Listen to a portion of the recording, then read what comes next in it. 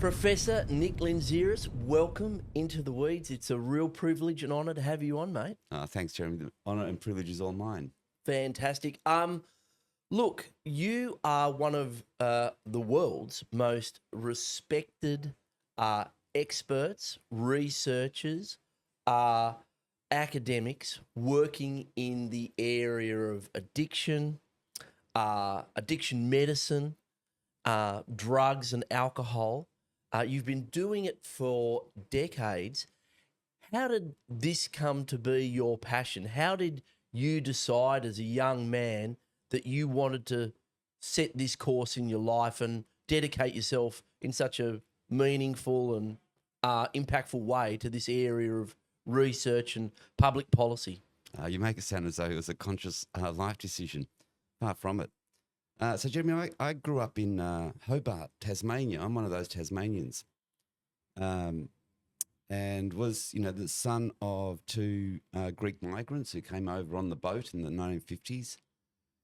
And part of that migrant experience is that they want their kids to, do better than the opportunities that they had. So, of course, being a good Greek, family, they expected at least one of the kids to go on to become a doctor.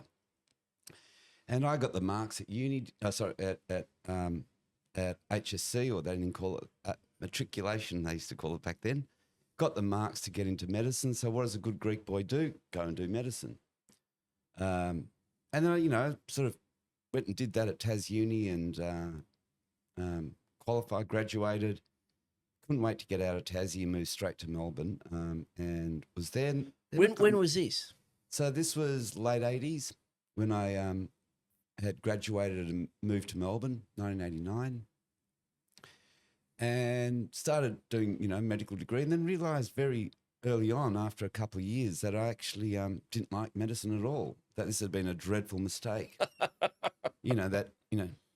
Simply getting the marks wasn't enough of a sort of a reason to go on and do a career in medicine, simply because I looked around, what did most jobs in medicine look like, and they weren't. None of them excited me. I looked around, I really couldn't find too many mentors where I was thinking, I want to be that guy in 20 years' time. Medicine is a very, on the whole, it's a very conservative career, although there's great opportunities. If you want to, there's also great opportunities, if you're a doctor, if you want to branch out and do something against the norm. So anyway, I went and did the normal hospital stuff, went off and sort of looked at doing some training in psychiatry, realised psychiatry in Australia at the time was not a good area of medicine, and actually gave up medicine. I thought, nah, this isn't for me. Pack it in, go do something else. So then I started studying criminology at Melbourne Uni. Didn't know where that was going, but got interested in the criminology. And of course, one of the things that the criminology, I got interested there, and there was a lot of stuff going on with drugs and crime. And This is a chopper read era, isn't it? It was the late 80s. Think about it, early 90s, when there's a lot of debate going on in society about drugs, about HIV. So it was a topical issue.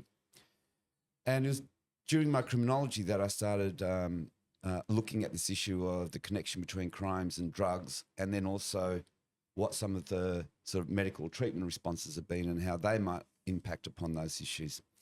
So I kind of got interested in the drug stuff actually from a sociological perspective initially. I mean, criminology is just sociology. And was doing a master's in criminology at Melbourne Uni. And I thought that was going really well.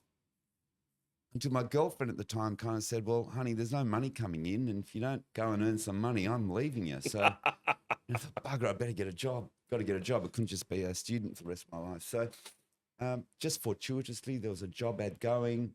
Doctor needed to work in government drug clinic. I was already a little bit interested in the drug crime stuff. Thought, oh, well, they're going to pay me more to be a doctor than, washing dishes or anything else. I might as well go do that. So I ended up applying for the job. Of course, I was the only applicant. The fact that a doctor with a pulse and who hadn't been struck off had applied for the job, they gave it to me. There was so little interest.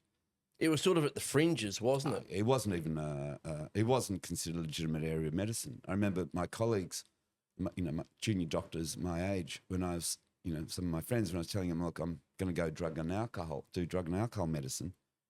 And they kind of, well, why are you throwing your career away? Like you had so much opportunity. You could have done something with your life. Why go and do that? In 10 years, you can be driving a Volvo. Absolutely. And I kind of stumbled into it almost accidentally. And within the first week of me working there, I had realised I'd found my tribe. I'd found this is an area of medicine which made sense to me. I understood what my clients were telling me.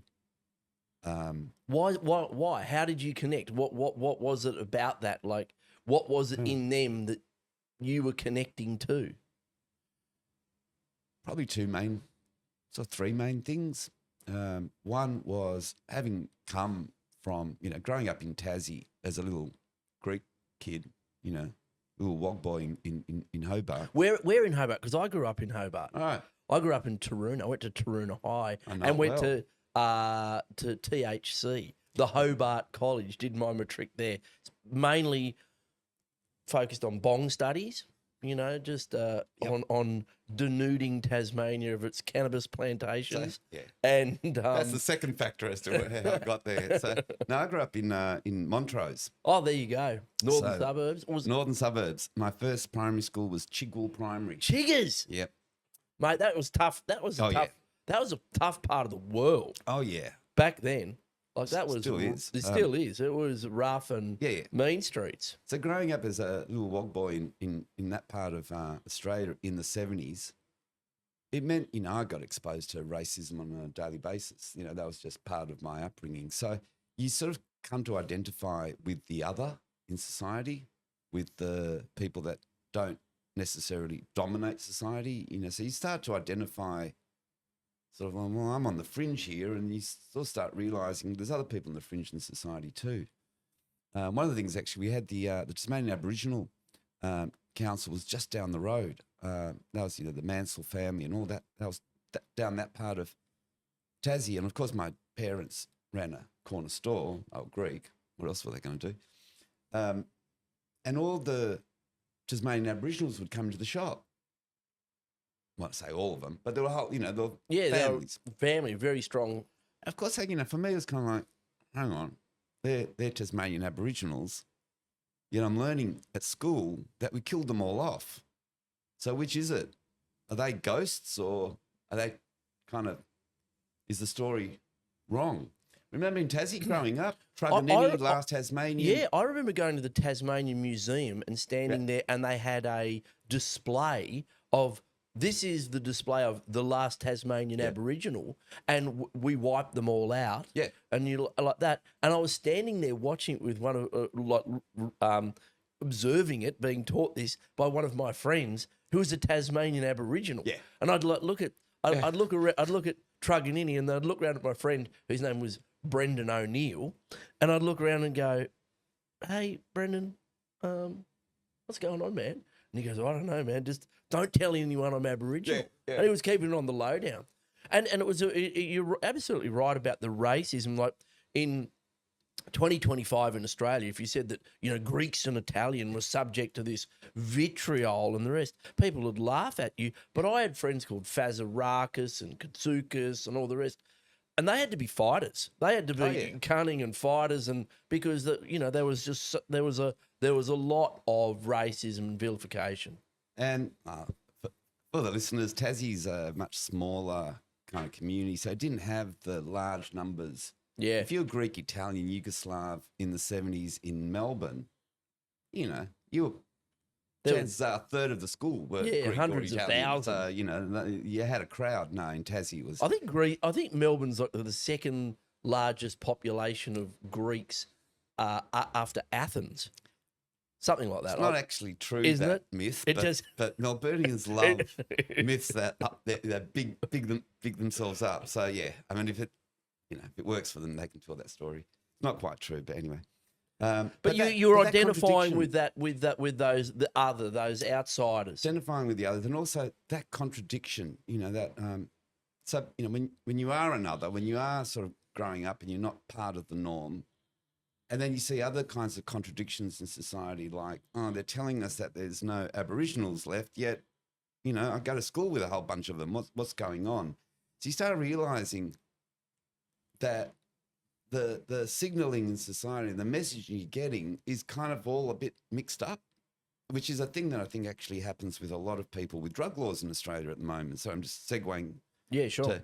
But that whole experience where normative behaviours, the stuff that you and your mates and everyone else is doing is just like normal, is considered illegal, bad, and so forth. So people learn early on that, we've got a bunch of laws that don't speak to my experience or to the experience of my community. So you start creating a relationship with the law, which is, one of they're wrong and it doesn't make sense. So drug laws are a good example of those kinds of contradictions, like a lot of other laws in society. But anyway, so there's that issue. What else was there? There was, again, growing up in Tasmania, I encountered a lot of people that had been using drugs. I mean, Tasmania in the 70s, there wasn't a lot of hard drugs going around. There was some cannabis. In the 80s, people would go and raid the opium farms, and there'd be a little bit of opium circulating around. There was some speed, but there wasn't much heavy drugs in Tassie. But, still identified with people going to uni who, use drugs, and you kind of just realise, well, they're normal people.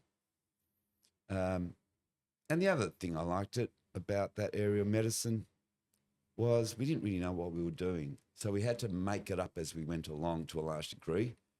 And the great opportunity we had there to make it, like, learn from our patients. And that was really exciting. When I started working in the drug and alcohol sector, it was a period of great transition where the old rules of, abstinence was the only thing that was allowed, and that was the only outcome we were ever interested in. And then with new ideas of harm reduction, which meant that a lot of the textbooks and the rule books kind of, well, that's not what we're going to be doing anymore. So what are we going to do? And we had to sort of like figure it out as we went along.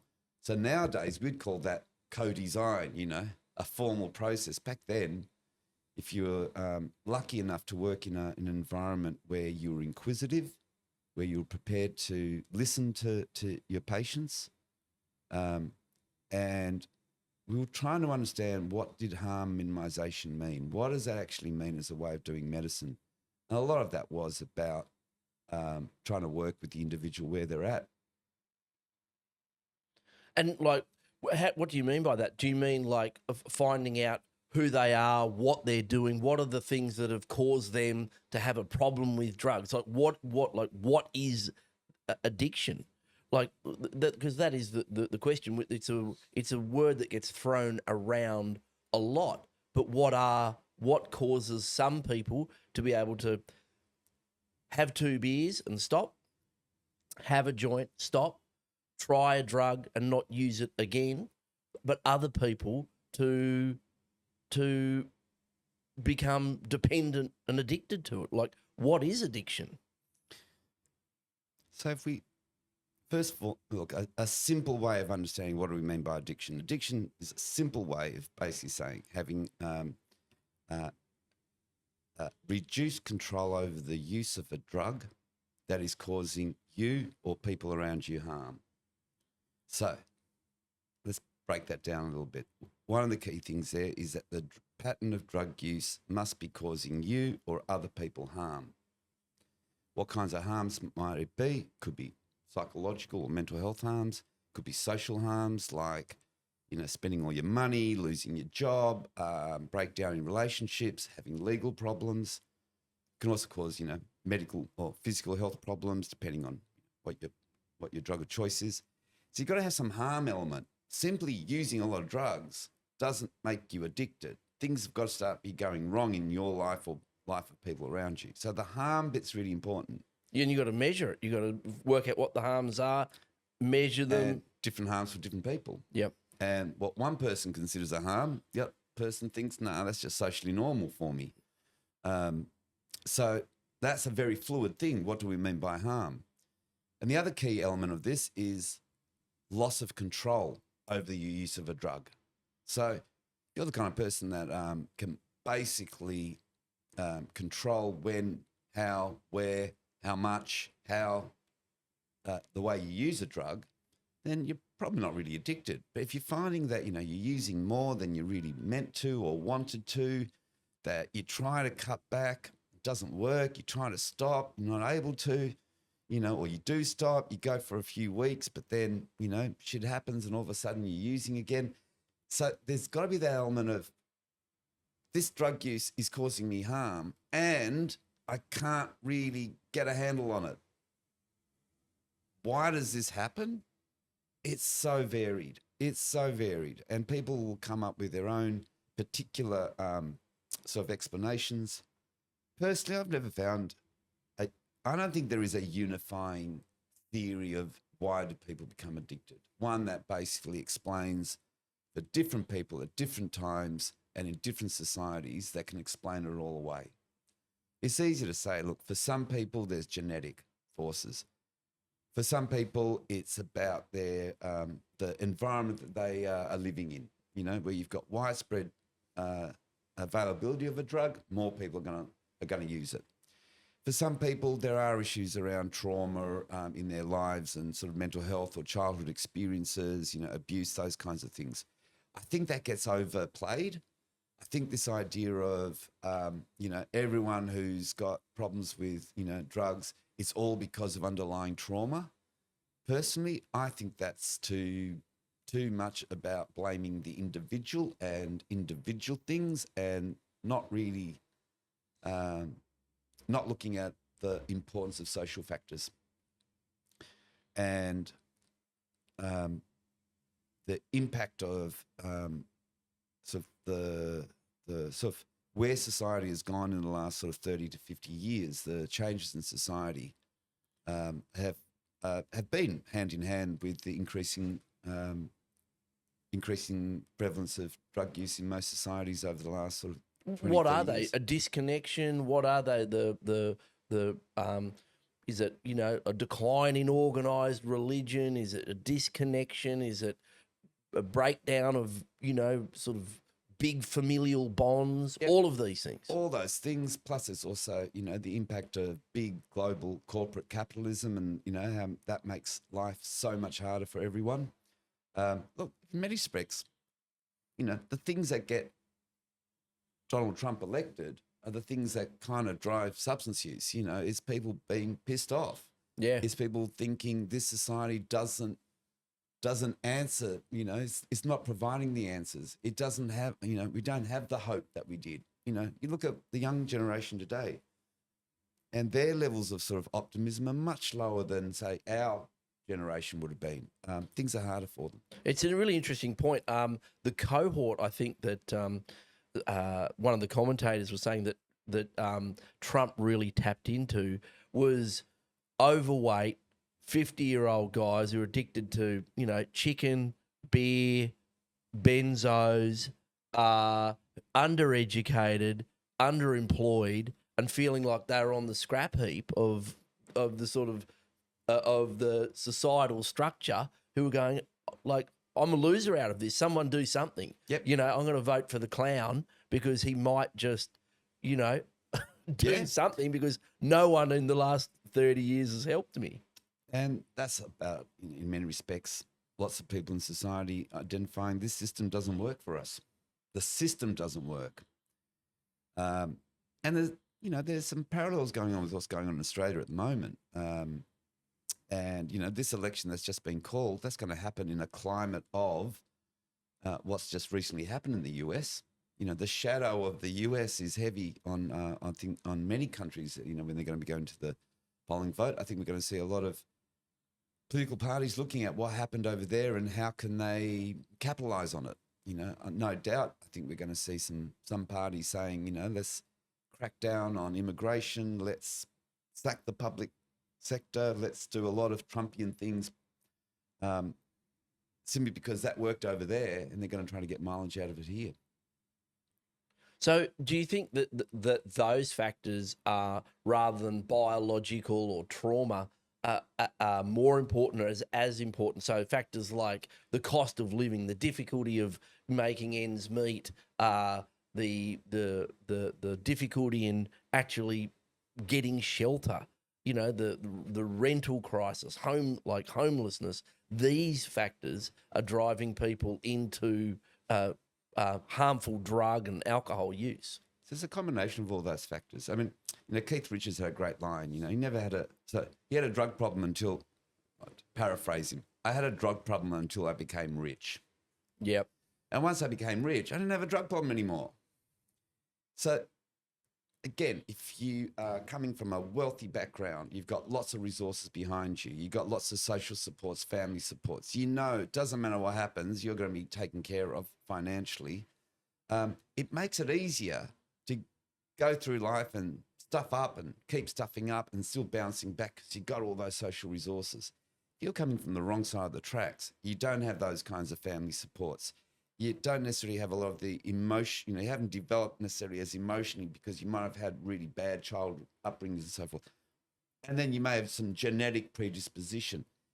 If you think about it, it's like just heaping more and more reasons why someone's going to end up stuffing up on drugs. I kind of get really anxious when we try to blame it all on one factor, because it's not all on one factor. I get really anxious when people say it's all about trauma. Look, I see lots of people that have ended up having problems with drugs. So, there's no real kind of single event trauma. It's not as though these people have been sexually abused or had horrible childhood experiences, and yet they still end up having some problems with drugs. So what's going on there? It's multifactorial. But any society where drugs are more available, where there's sort of pressures in society, the economic climate, for me, I don't think we pay enough attention to just how important the economic climate is in terms of its impact upon how we live, the anxiety we have, and for a lot of people, that will spill over into using drugs. So the causes are complex. That's been your learning. Like we've gone from a society that said, look, you just can't control yourself. Your problematic drug use, and the solution is just abstinence. So the problem being complex and the problem being simple and the solution being simple, to more of a recognition that the problem and the solutions are complex. They're multifaceted. And so how have you seen drug and alcohol treatment change and medicine change over your long career, recognizing that the causes are complex? So there's been some substantial changes, I think, in the way health services are provided for people who use alcohol or other drugs, that we very much went from treatment models which are all about abstinence. You remember in the Brian Waters in the back 20, 30 years ago, where I think he made some statement back then about, there's worse things than a dead drug user, implying that actually abstinence is more important. This is back when we were talking about HIV and, needle syringe programs and injecting rooms, implying that actually society trying to achieve abstinence was more important than the lives of individual people. Now, that's kind of not consistent with most approaches in medicine, where in medicine, you're there to try to alleviate pain, alleviate suffering. In many respects, all we've really gone and done is normalise healthcare for people with drug and alcohol problems. And the concept of harm minimisation is really just good, basic, normal healthcare. There's nothing odd about it. I actually, the term harm minimization, I think, is important for us to use socially. Within medicine, I don't find it that useful, because within medicine, it's just doing normal medicine. I think that's how you kick off, isn't it? Just, do no harm. And trying to make things better for people. So again, how often do we cure asthma or cure diabetes or cure rheumatoid arthritis? Rarely in medicine. We're not very good at curing stuff. Unless you're a surgeon, you can cut something out, there's a lump, cut it out, okay, fixed. But for everything else, we don't cure a lot of things. We palliate. We make things easier for people to live with diabetes, rheumatoid arthritis, blah, blah, blah, all those other things. And that was really just applying the same approach to working with people with alcohol or drug problems. It's about how can we make your life better? And because that's been a key part of your ethos, hasn't it? Rather than the rehab abstinence. Look, we'll put you in a spot. We'll fix you completely, and at the end of that, you'll be drug free. You're never going to go back again. This sort of rehab, isolate people into rehab. Rather than that, you say to people, look, let's look at substitutions. Let's look at other things you can do to manage who you are and what what your issues are, and keep you connected to a society and society connected to you, recognizing who you are and what you are. That is I'm just paraphrasing a bit here of what I've read about you, but is that correct? Yeah, look, some people, when they're experiencing problems with their alcohol use, with their cannabis use or other drug use, for some people, the time is right for them to make major changes and to stop their use of alcohol, stop drinking, or to stop using cannabis or prescription drugs and so forth. For some people, that it's the right time, the right place. But we also have to appreciate that if you're moving from a life where substance use is part of your life and it dominates so many aspects of your life, from thinking about how am I going to get my drug, using it, being intoxicated at the time, worrying about what happens when the drug wears. That constant cycle is bloody stressful for people as well. For some people, they're ready to give that up. But that also means big changes in their lives. I sort of liken it as kind of like saying to someone, look, okay, you're packing up and you're moving to Argentina.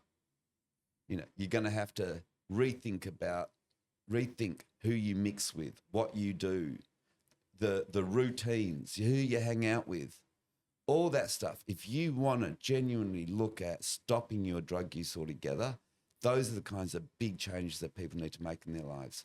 And those can be really hard changes. Oh, look, I think it's such a really important point, because we're talking about, drugs, but like alcohol.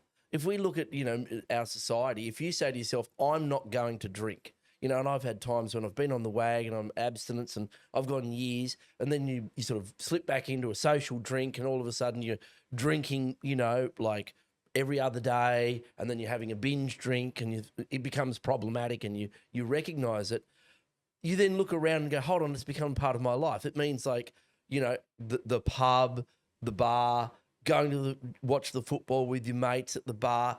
You sort of, you're weighing up, well, I want to connect to people. I want to go and have a meal. I want to do these things, but I don't want to drink. Can I do both? And there's this real tension in your brain, and it's not just, so alcohol's just, I think that's something that, in Australia is pervasive. Everyone almost everyone has struggled with it. So I think it's a really important point that with managing drugs and alcohol, you have to then reassess your connections and almost your identity. Social connections, identity, that sense of who am I, your way of coping with stress. If the way you've coped with stress for the last 10 years is, getting home from work and the first thing you do is pour yourself that drink or, pull that cone or drop that pill. If that's been the way that you've been coping with stress for the last 10, 15 years, and all of a sudden you're saying, okay, I'm not going to do that no more. and I can't go to the pub with my mates on a Friday night. So what am I going to do on a Friday night? And I can't see those people because they're just all going to want to get on and I can't get on.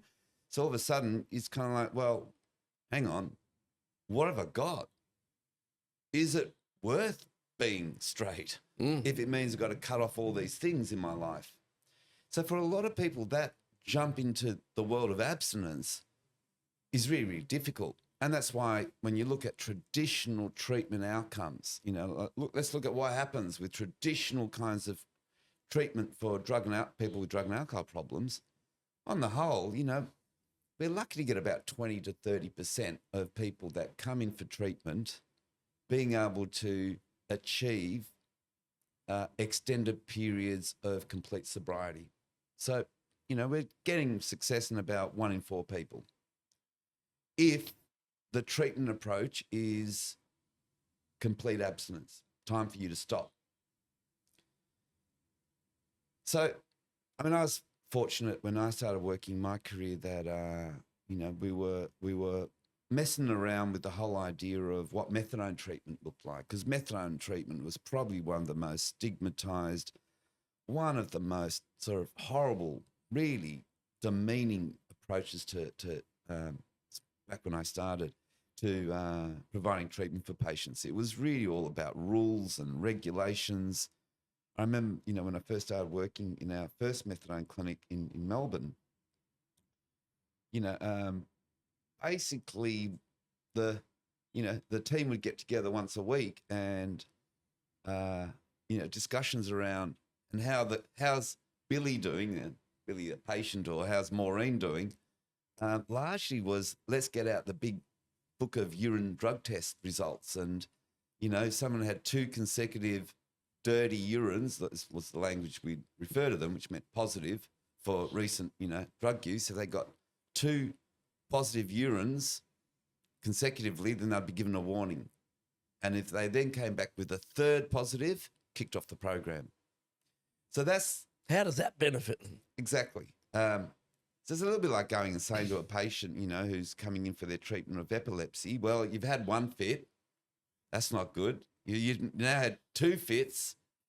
Clearly the medication's not working, but I'm not going to blame my treatment. I'm going to blame you, the epileptic patient, for having a seizure. And if you fit 1 more time, that's it. I'm kicking you off the medication. It doesn't make any sense, does it? I mean, that's just like nonsense. That's not medicine.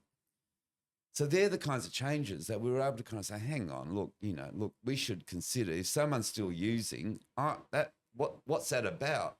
It may well be that they actually want to keep, you know, they want to dabble from time to time. Some people, you know, on a Friday night, they'll organise these, you know, what used to be, you know, video night.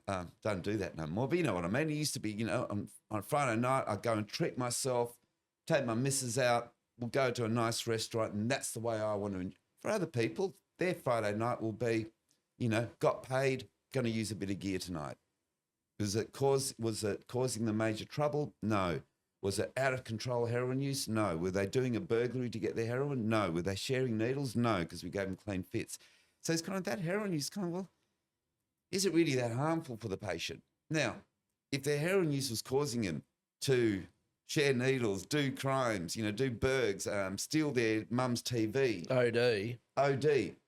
Then you kind of work with the client. Hey, Billy, this isn't working, is it? Look, you know, you just lost your housing again and, you know, you can't keep a job down. Like, what's going on?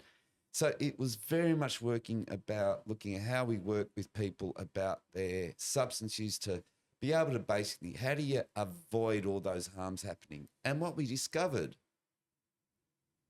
shouldn't be that shocking, but that if you actually provide people with safe substances that are regulated,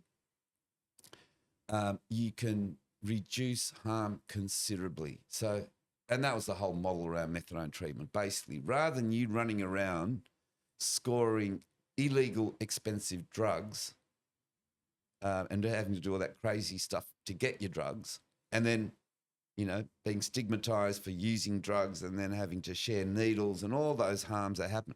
Rather than doing that, look, here, have the drug. Just have it. We'll give you the drug. It's not heroin. We'll give it to you in the form of methadone. I mean, I then went on and worked and set up heroin treatment clinics in the UK. So then I've also had that experience of actually giving people government regulated, prescribed heroin. Because this is pioneering work. This is work that was hadn't been done anywhere in the world. Like you were at the like avant-garde. You're at the very edge of it, and it was research. Like that's really encapsulated.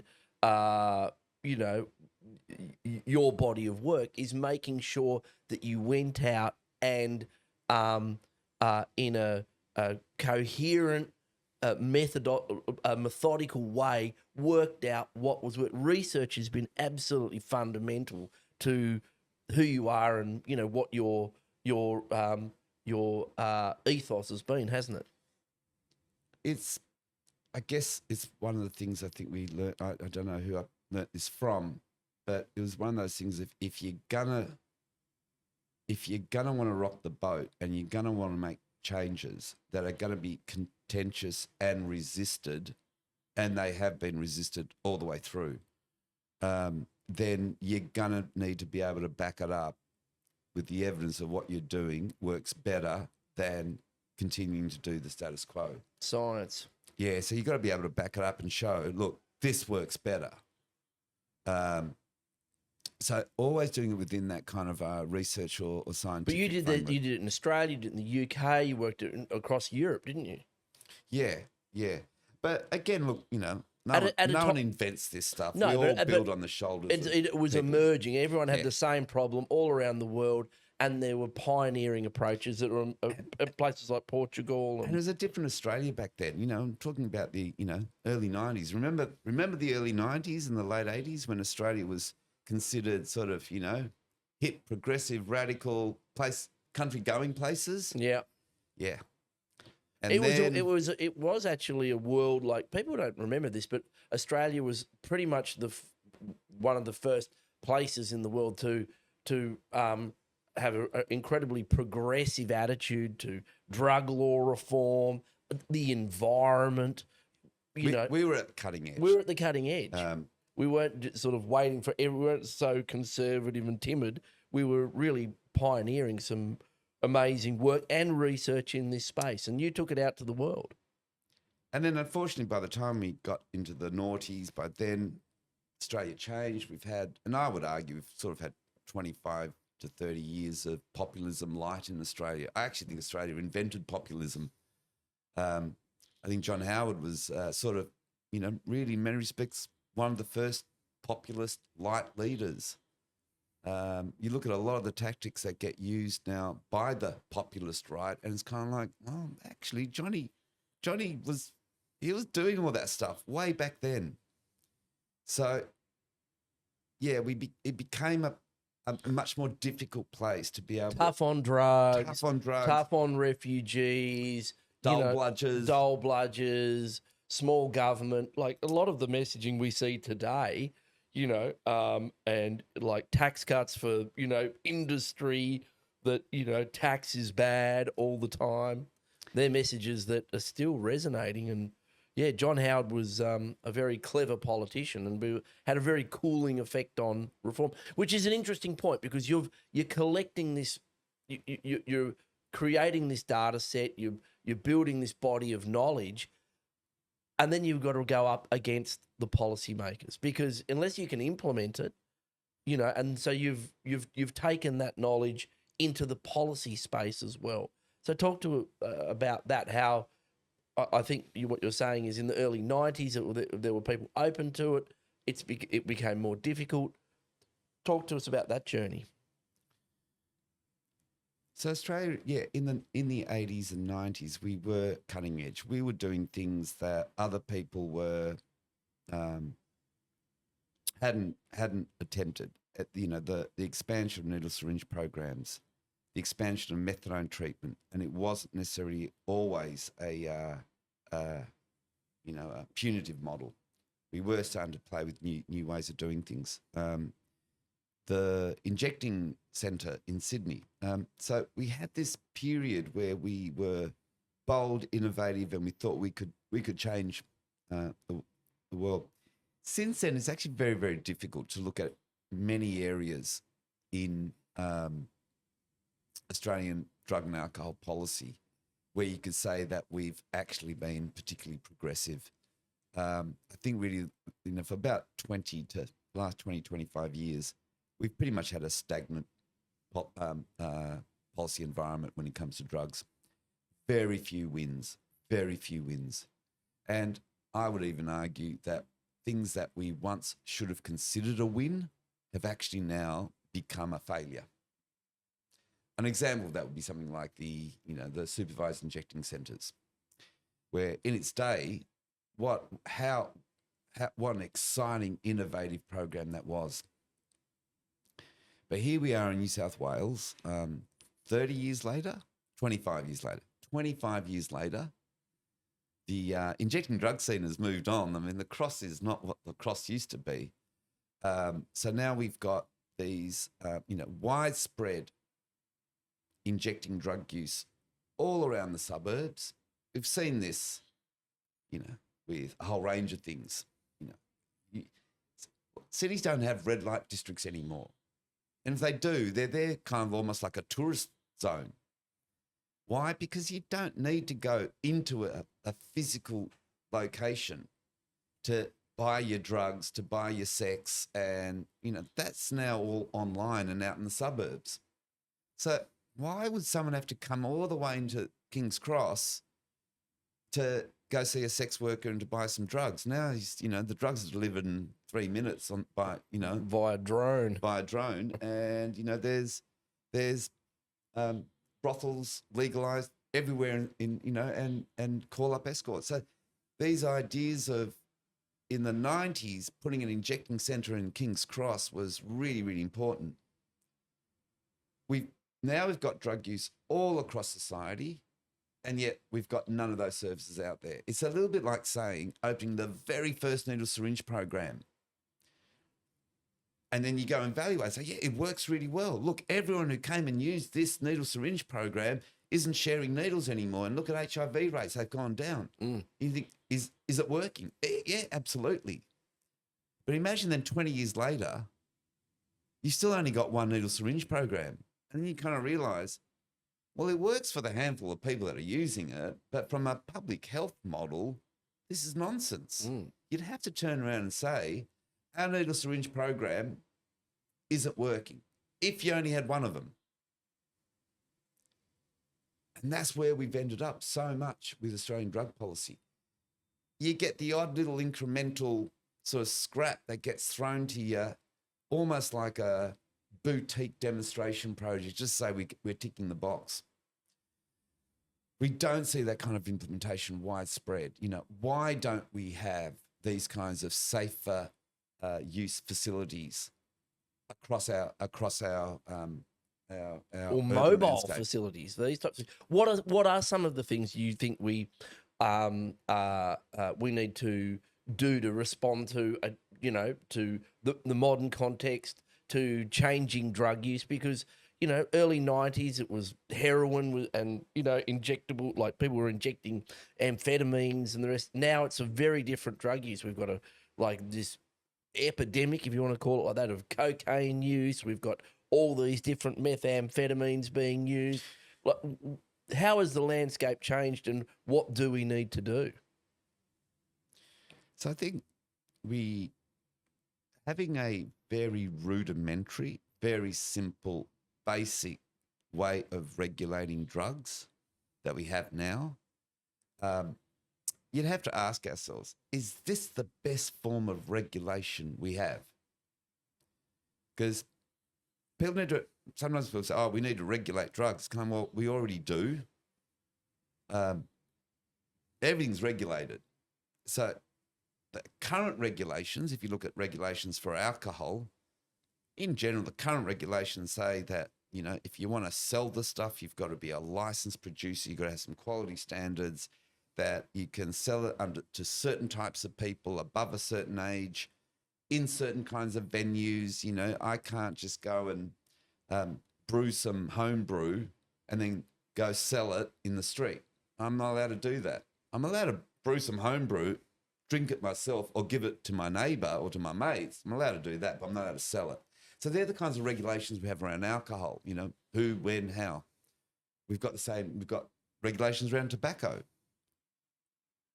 What we do with most other drugs in society, though, we basically turn around and say, well, the regulations we have is that you're not allowed to use them.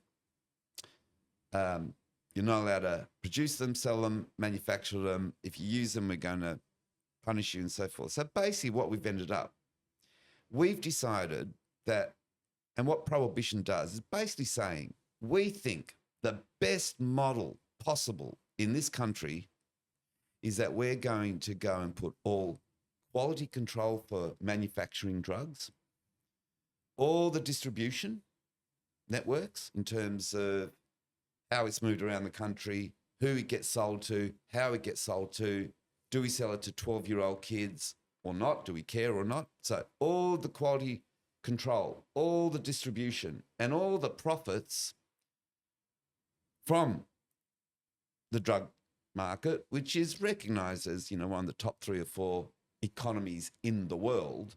I think defence is number 1, food is number 2, and I think drugs is somewhere up like that. Trillions and trillions of dollars. So we've decided that the people best placed to be in charge of all that are criminal drug gangs. That's the best we can do. So let's leave all the quality control, all the marketing, all the sales, and all the profits, we'll give them to criminal drug gangs, because that's the best we can do in this society. It's a point I keep making to Chris Minns. I keep saying you're just handing billions of dollars over to organised gangs who do other terrible things. They're importing guns, they're human trafficking, extortion, violence on the streets. We've even managed to turn e-cigarettes into a commodity which is dominated by criminal gangs and is causing, you know, violent crimes on our suburban streets, where we're seeing shootings and tobacconists being burned down with extortion. Isn't it? It's just ridiculous. So we've gone and turned as something as innocuous as e-cigarettes in this country. We've managed to sort of say, could we regulate this? Could we get licensed producers to so that if people are using e-cigarettes, they're going to use things that have got like some quality control that, you know, put a limit on how much nicotine and so forth. You know, could we do that? Could we sell them in venues that then get taxed so you get revenue coming back to the government? Could we do all that? Yeah, we could, but no, we're not going to do that. Again, we're going to let criminal drug gangs take over the control of all aspects of it. You just got to wonder to yourselves, when are we going to learn? When are we going to learn that this prohibition is a really clunky, dumb way of regulating drugs? We don't do it for tobacco. We don't do it for alcohol. We don't do it for prescription drugs. We've kind of realised there are better ways of regulating drugs. This prohibition caper is kind of just a little bit inexplicable, really. It's kind of, why do we do this? Why do we think that criminal gangs are better than licensed growers or licensed manufacturers, are better than normal retailers?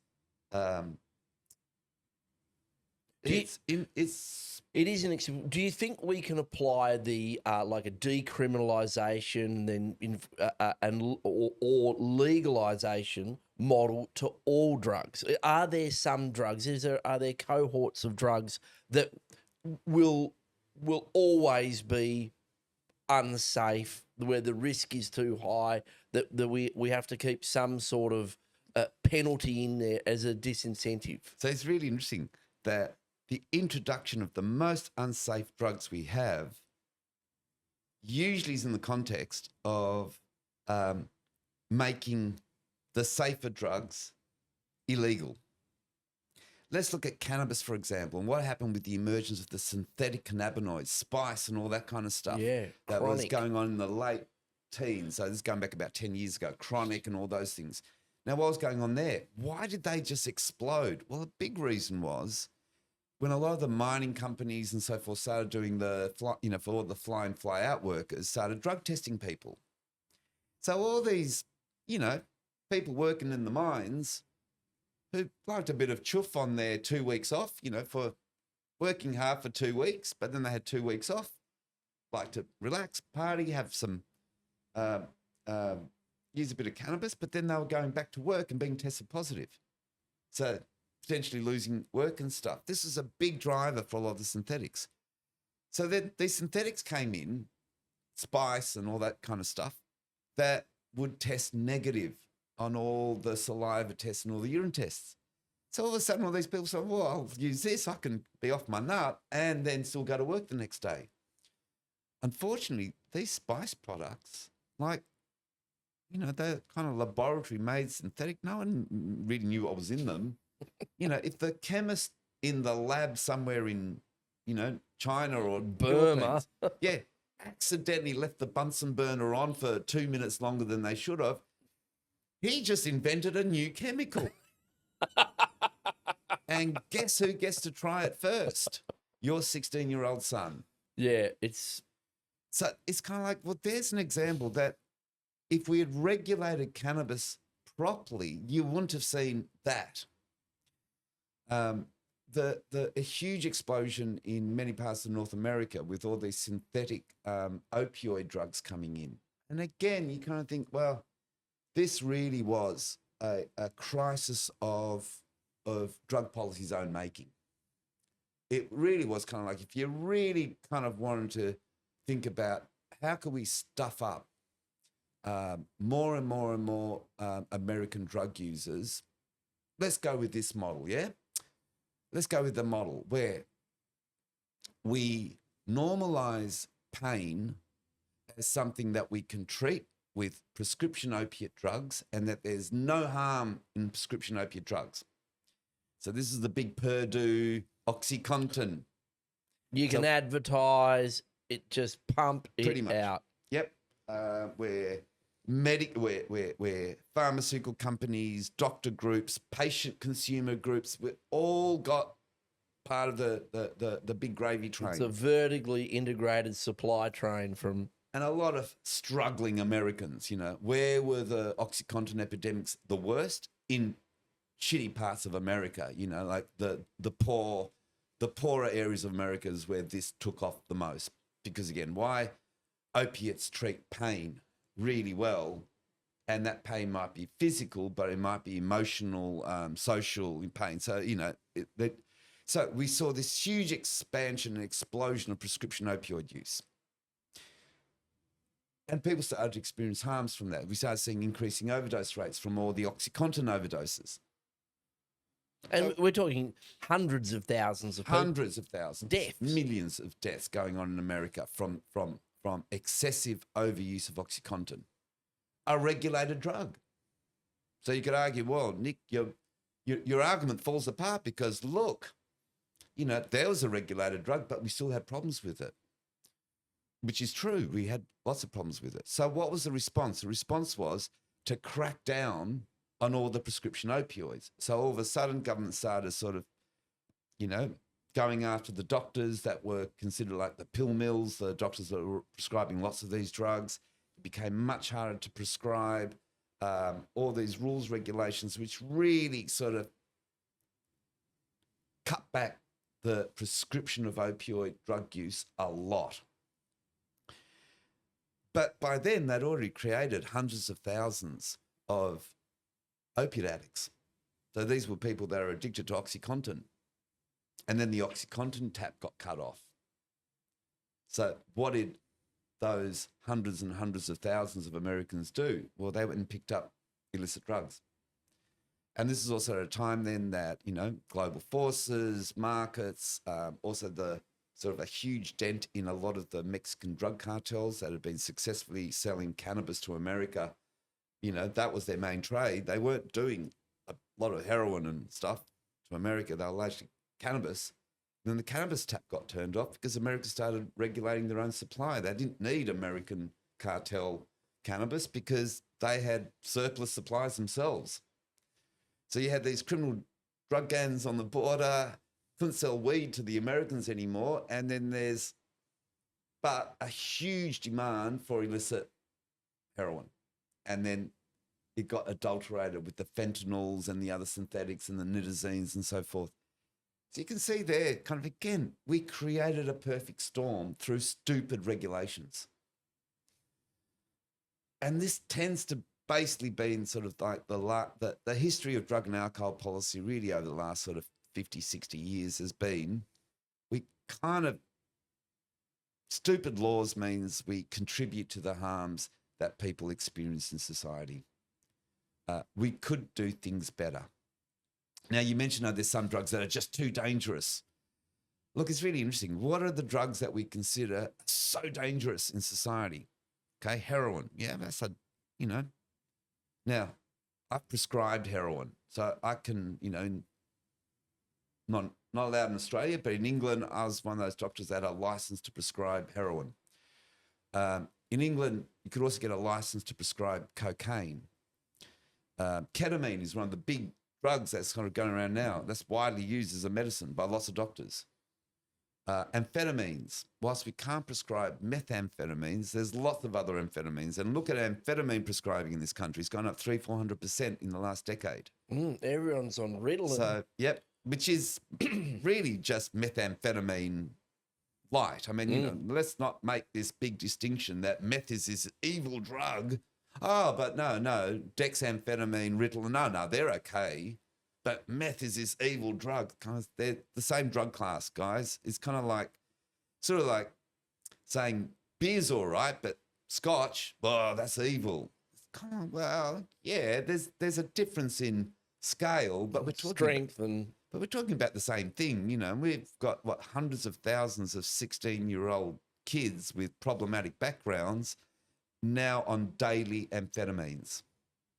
Where's that going to end up in 10 or 20 years' time? We don't know.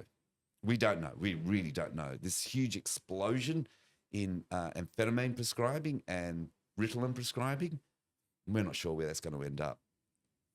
But, so are there some drugs that are so dangerous that, they really shouldn't even be looked at, shouldn't be made available? And the answer is yeah. The scariest drugs we have are the synthetic things that are coming out of laboratories where there is no quality control and no one knows what these drugs do. They're the scariest drugs. At least with drugs like cannabis, opiates, amphetamines, cocaine, we've got 50, 60 years of experience. We know what these drugs do. If you're going to use cannabis, you're pretty much sure what's going to happen with it. If someone gives you a synthetic cannabis, you don't know what's going to happen. You really don't. It could do nothing, or you could end up in a psych ward hallucinating for 3 days, or you could end up with renal failure and dialysis for a month. You've got no idea what these drugs are going to do. So this is all about failure to regulate.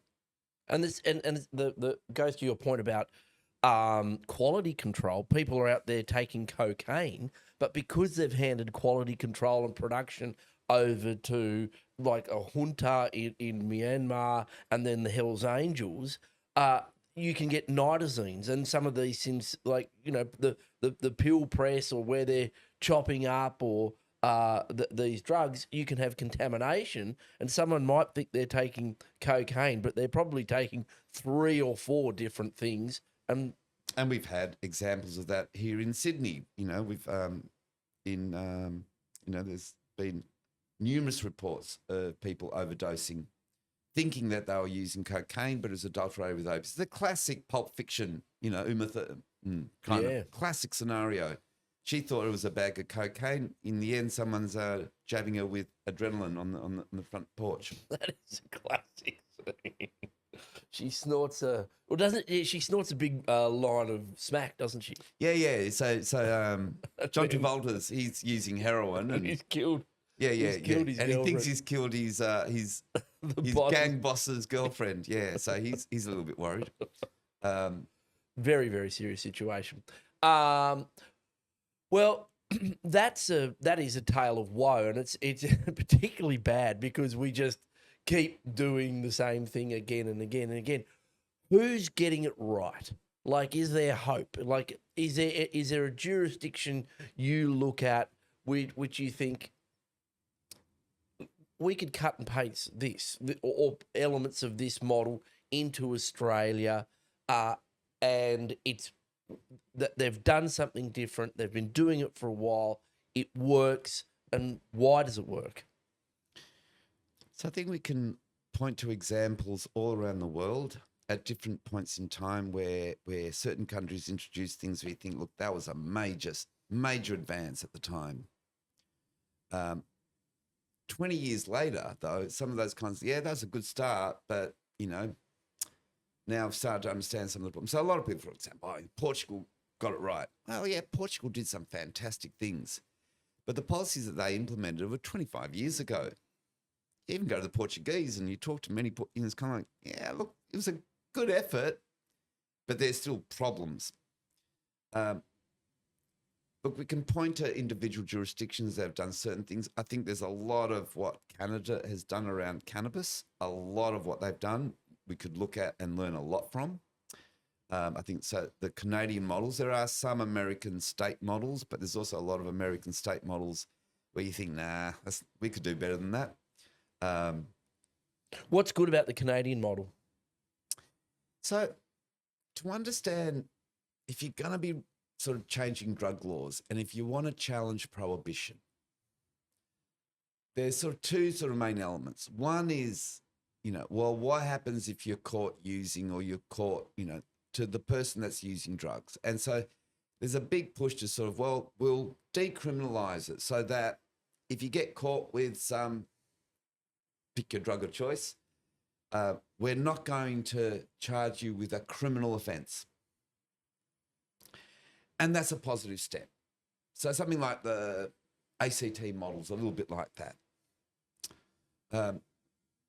And that's a step in the right direction. For personal use. Personal use. You've got 10 kilos of it. Well, The problem becomes, though, and, we've got similar sort of, attempts at some sort of similar decriminalisation light approaches here in New South Wales and other parts of Australia, where if you get caught with a small amount of heroin or ice or whatever, rather than necessarily throwing the book at you and charging you, they'll shove you off into a diversion program, and you do a bit of counselling and promise not to do it again, and you don't get a criminal record. So there's a few sort of like diversion programs, but look, ultimately where those programs are limited is that all they address is the issue of, is the person using going to receive a criminal sanction for the use of the drug? And it's good if we can stop that happening. But it doesn't address the fundamental issue that you still got to get the drug to use it. And so we then got to ask ourselves, all right, so who are we going to put in charge of quality control, production, distribution? Oh, we're going to leave it to the criminal drug gangs because they're the best ones to do it. Medellin drug cartels. It's kind of like, yeah. So it's kind of, we can decriminalise, but you've still got to go and buy illicit drugs from a drug dealer who's get their source from criminal drug gangs on the whole, and all the profit is still going back to criminal gangs. You kind of think, well, okay, we've made some progress. That's one of the three elements addressed by simply doing decriminalisation. If you don't address the issue of who's making the drugs, who controls who the drugs are sold to, and where are the profits going, it's simply decriminalising doesn't address those issues. So if you're serious around things like quality control, you need a regulated supply. If you want to make sure that that bag of Coke you bought hasn't got some fentanyl in it, well, you need someone testing the Coke. Ideally, the person that sells the cocaine should basically be able to, have to be able to demonstrate that that is cocaine and only cocaine, and it is only up to a certain percentage, like it's, a regulated market. Has any country gone down the track of having a regulated market for cocaine, amphetamines, heroin, and so forth? No, not really, not yet. We haven't gone there. We don't really know how to do that yet. Has any country gone and done that for cannabis? Yeah, lots, heaps. And I would argue that Canada's probably got one of the better models because you look at a lot of the things that you want. And when I say Canada, there's variation across Canada as well, isn't there? But there are some parts of Canada you think, yeah, that's actually a pretty good model. So it does things like support local industry, local farmers, local growers. That's jobs for Australian farmers, often in regional, rural parts of Australia. Yeah, so that's where we need jobs. So you can have a industry that employs Aussie farmers developing Aussie science, Aussie products. At the moment, the majority of products that we prescribe in medicinal cannabis are actually imports. We're not even supporting our own industry, but that's another issue. We'll get back to that. So, having quality control, having Australian producers, we've already figured out in Australia that we can grow really good cannabis. We can then develop plant material into safe, quality controlled other forms, safe forms like orals, vapes, topicals. There's a whole range. That's a whole industry. That's science. That's like jobs. Again, Australian industry, we can do that. The other dimension of the Canadian model, well, in some of the jurisdictions, there's no marketing. Yeah, I think that's so important. There's no promotion. No promotion. How do they do it? Basically, all the license, and you've got to be licensed and you've got to demonstrate you've got quality control. In the same way, if you're growing broccoli or tomatoes or lettuce and you want to sell your lettuce to Coles or to Woolies to then sell, you've got production standards you've got to meet. Yeah. You can't use these illegal, horrible fertilizers that are considered unsafe. You've got to... Pesticides. Insecticides.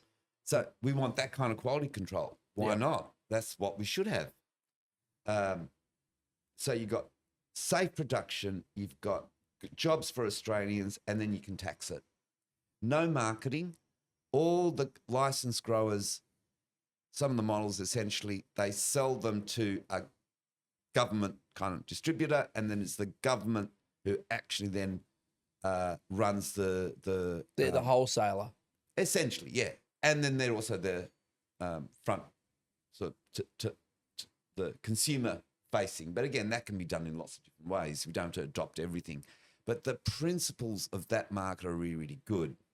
I'm not saying that's the only thing we should do. Like, I don't think, there's a one only model. So you look at what they've done in Canberra, where you can grow your own. I mean, if you sorted out some of the inconsistencies about you're not allowed to have seeds and all that kind of stuff, I've got no problem if we had laws that said if you want to grow some pot plants and you want to grow your own supply, should that be allowed? Absolutely, should be allowed. Like the home brew model. Exactly. But it's never going to fill the market. No, never. We know that. We're not going to grow our own tomatoes unless you're a Greek. I mean, or make your own spirits like the Greeks. Yeah, exactly. Yeah. My uncle used to make his own. I don't think he used to call it Riesling. It used to be a white wine in the bathtub. He loved the stuff. No one else could drink it. But it's a little bit like that. Look, if he wants to make his own wine in his bathtub and drink it himself, he's allowed to. Yanni Fazarakis used to make this white spirit that we used to nick. Yeah. Oh, my God. And you needed like a thimble of it. I don't know. And like, I think there was a chance you could have woken up with no eyesight.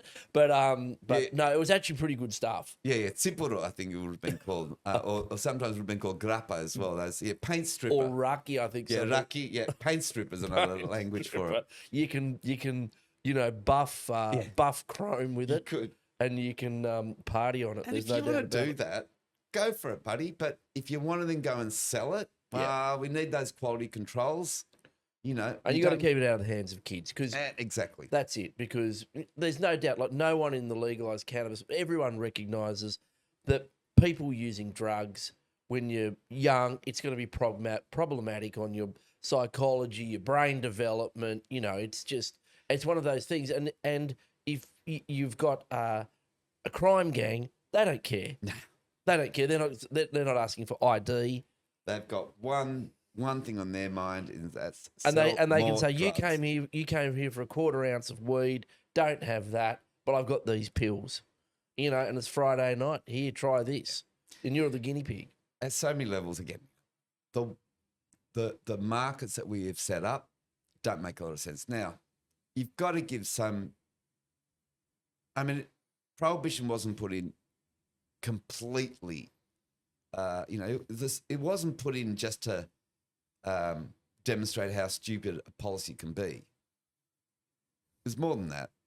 There's a genuine underlying belief that if you make a drug illicit and you prohibit it and you demonize it, that will result in fewer people using the drug. This is the underlying logic behind Prohibition. You make the drug difficult to get and you demonize it. And you demonize anyone who's involved in the industry, but you also demonize the people that are using drugs. This is one of the tools of Prohibition. Now, one of the things that we're starting to talk about more and more and more in society is how, stigmatizing and discriminating against people because of their gender, because of their race, because of their sexual preferences, because of their age, we know those are not good things in society. I mean, okay, some people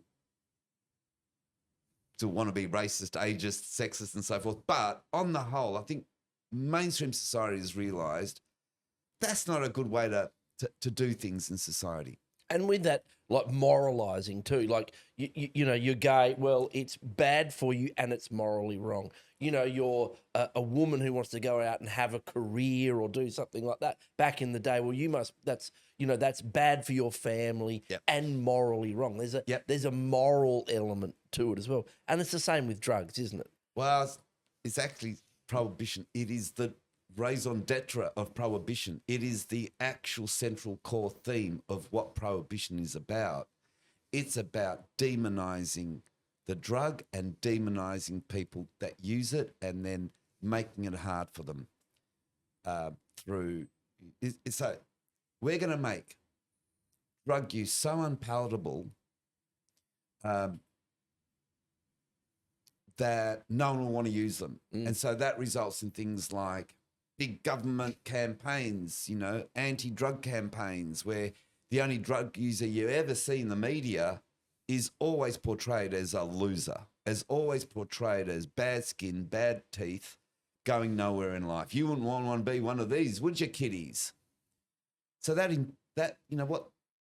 what Prohibition does.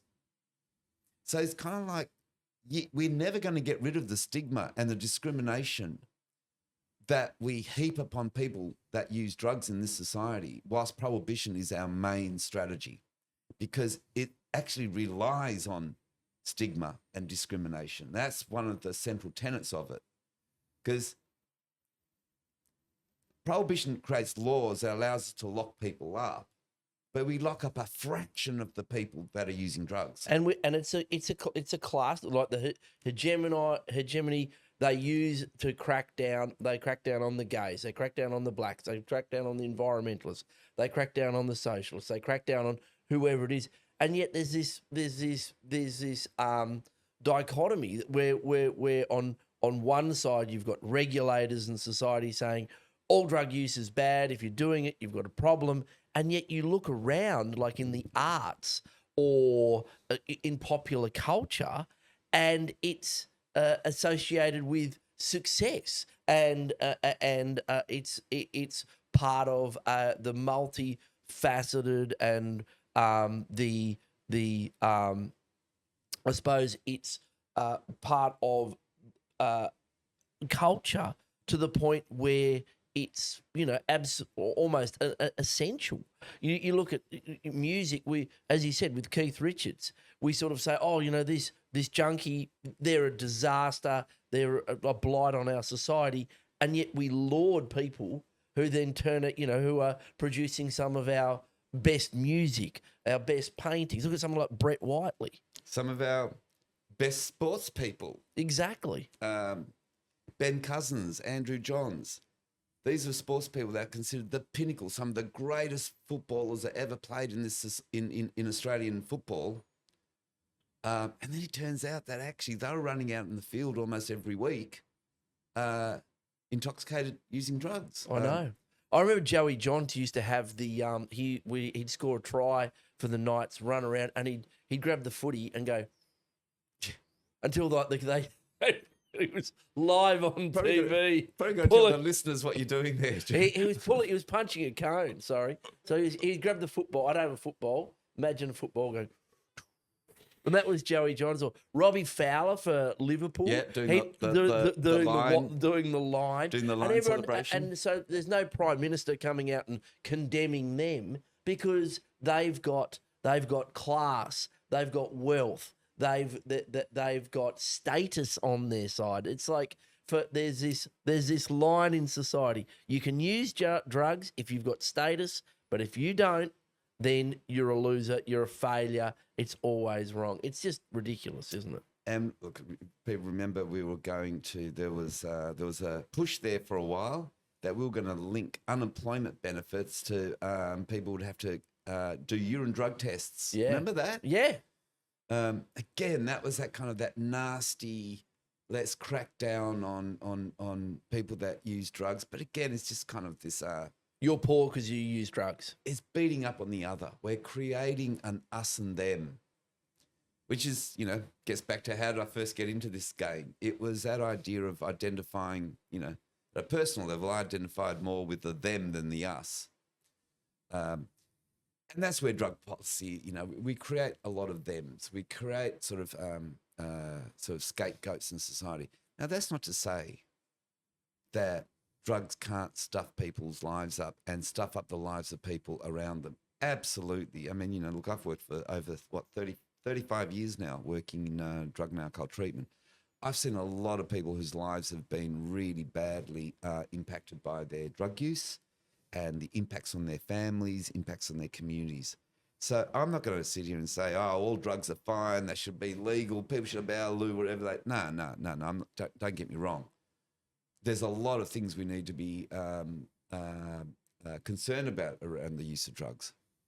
But having a legal framework in society that makes it impossible to talk to people about drugs in a rational way, makes it difficult for, making it harder for people that are already struggling.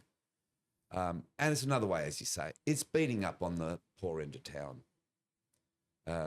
And the amount of hypocrisy, again, is one of the things I was talking about, early on. When you see that there are laws in society that don't make sense, it undermines your respect for the laws and for the society. That's not good, is it? That's not good for, for better social cohesion. No, absolutely not.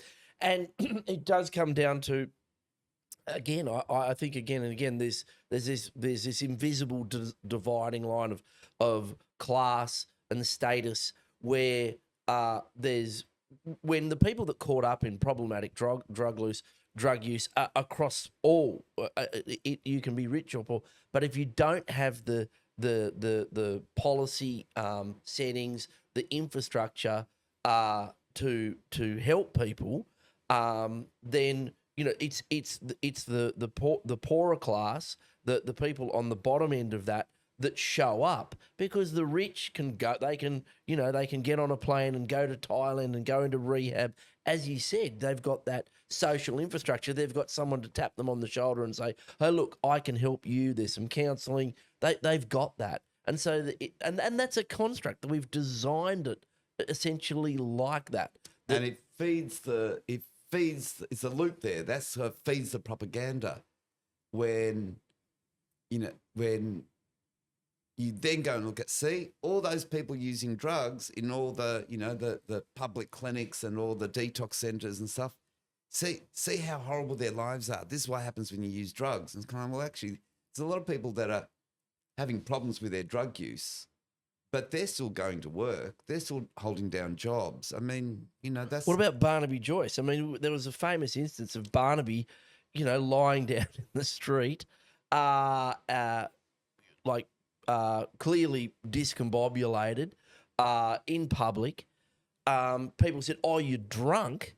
you're drunk. And then he said, oh, no, I just had some medication. And, a couple of schooners too. And then that was okay. No one said, oh, you've got problematic drug use or, and there was no, because he's a member of parliament, high profile, no one was saying, oh, you've got to go into rehab or, you should lose your job or anything like that. Whereas if you were someone from a lower class or, who was unemployed, people would say, well, this is what, you should be vilified for it. It just there's this hypocrisy in the public discourse, isn't there? There was, I can't remember which Parliament House it was. It might have been, I think, in London, where some researchers went in and did surface swipes. The tops of the toilets. Yeah, tops of toilets. Tops in of toilets. Go across the New South Wales Parliament. Have they done that in this Parliament? You can see it. There's coke all over the top. Well, again, there was someone who'd done this. Not mine. Had gone and tested all the toilets in I think it was in Westminster. And apologies to all the British politicians if I'm misquoting this, but it was something like the vast majority, if not all of the toilets, basically there was cocaine found in them. There used to be a lot of sort of jokes that with the drug saliva tests for the driving, that they used to test for cannabis, methamphetamines, but not cocaine, because they were concerned that if they started testing for cocaine, there'd be too many powerful, wealthy people who would get detected. The finance sector, people like put an RDT in the eastern suburbs. All the people driving home from the finance sector of Sydney to the eastern suburbs, you would be pinging thousands of them a week. And again, apologies to New South Wales Police if that's just an urban myth, and that there were other reasons why. No, I think there was some statistics that there was some papers that came out that showed that targeted policing of particular drugs in particular areas, when there's literally truckloads of cocaine being snorted in the eastern suburbs every night, and that targeted policing. So it's a hypocrisy, and it's an open secret. It's funny because all the policy makers, they know it's a broken system, but no one has the courage to go out and do it. It's a big problem, I think, with solutions, but it does need someone to sort of lead with their chin. Can I ask, Jeremy, because you're touching on something which I think has impacted on Australian society now for quite a while, which has been this issue of getting social change through Australian politics is not easy, is it? Look at the tortuous and somewhat belated change that was required to address gay marriage. Yeah. Where we end up having a plebiscite, sort of like a referendum, completely unnecessarily. I don't think any other country went down that track of having like a plebiscite. A postal ballot, no. No. So this could have just been done by politicians doing what they get paid to do. But it was a cop-out. I mean, it worked, and I understand why Equality did it, because they knew it would get up. Yeah. But and all the politicians knew it would get up, but no one wanted to own it. We look at issues such as abortion, where even after we've gotten, eventually, we finally made abortion no longer a criminal offence across Australia, just in the last New South Wales Parliament, wasn't it? That's correct. That's how long it's taken for us to... And even when we actually change the laws, you still can't get termination of pregnancy services in most hospitals, public hospitals in New South Wales. We were debating it last night in Parliament. There's actually a bill before the Parliament to make that the case. Yeah. And so, and we saw it with voluntary assisted dying. So what is it about our politics, about our parliaments, that make sort of social change difficult to get over the line? When you go and poll the community, people are so far further ahead in terms of, the society and community is so much more progressive in where they see many of these issues than what our politicians are prepared to go to. It's like they feel like they're dragging the chain. What's that about? How do you address that as a Well, it's because people don't want to have the courage of their convictions. A lot of the time, they look at where the mass is going, and then they just join midstream. They join midstream, and then pop out at the front and say, "Well, look, it was clear where this tide of public opinion was going," and then they pop out at the end and say, "Look, I've led you to this," Yeah. but they were just getting carried along, and it's because they're just. I think they're rather than it being it's a career rather than a calling. They're in it. They're in it to try and be there as long as possible to pay their mortgage. And rather than nail their colours to the mast on a particular issue. And where do you think we're at when it comes to the issue of changing cannabis laws? Are we at that tipping point where even socially uncourageous or, politicians without courage, lacking that courage, as you just said, do you think they're ready to sort of say, all right, there's actually more votes in this than against it now? Well, I think a lot of it comes down to a lot of the bureaucrats and some of the not all of the politicians are from generations of nepotism and elites who are not connected very well to the working class. They look at the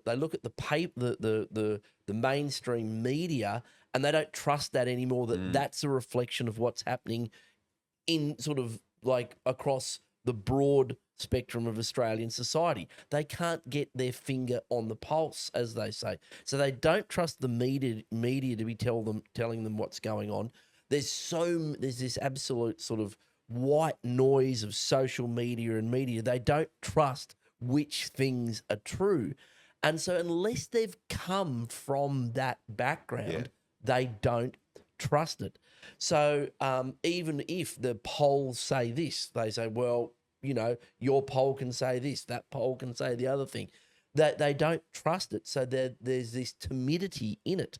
And what I say when it comes to cannabis is, look, cannabis use has stayed in our society. It's a popular drug. Most people try it. Most people don't use it all the time. About 15% of people use it regularly, and for a very small amount of people, a fraction of those, it's problematic. It's not going to go away. And the places it's most popular are the working class. It's a drug that people can avail themselves of where they can still hold down their job.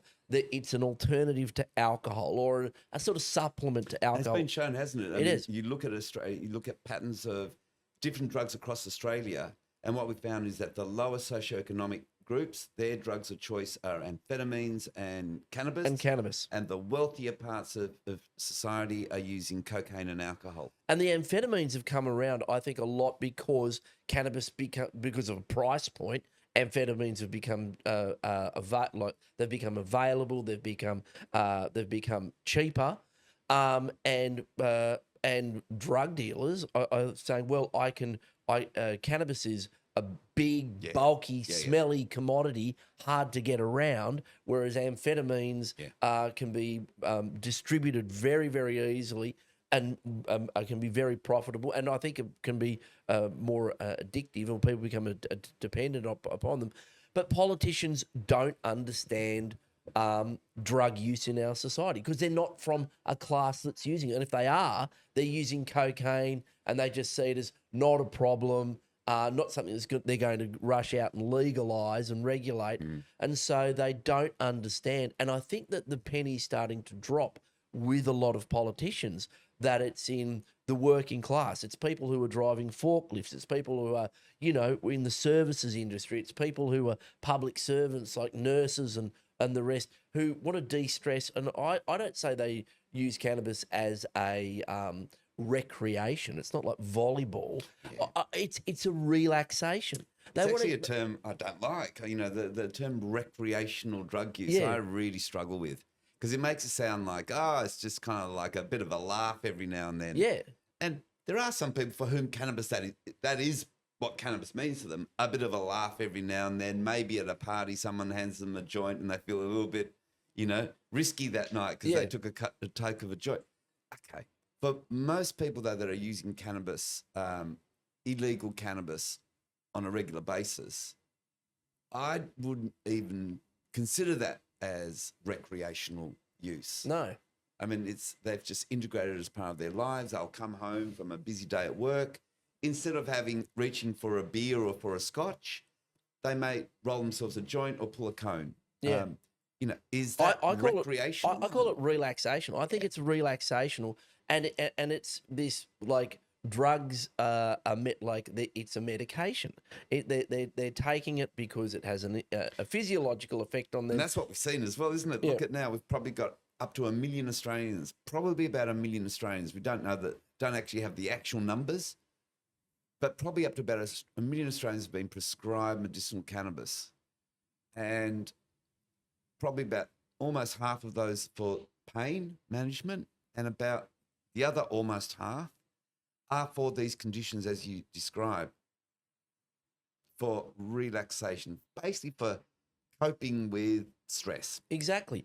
And for me, like I can go home, like I have this, mine's 5 o'clock on a Friday. Mm-hmm. I'm coming home. I don't drink most of the time during the week. 5 o'clock on a Friday though, I'm just conditioned. It's Friday. It's just something that's happened since I was, 17. It's Friday. Now I can go to the pub and drink, 8 beers and, be pissed and wake up with a bit of a hangover the next day and the rest.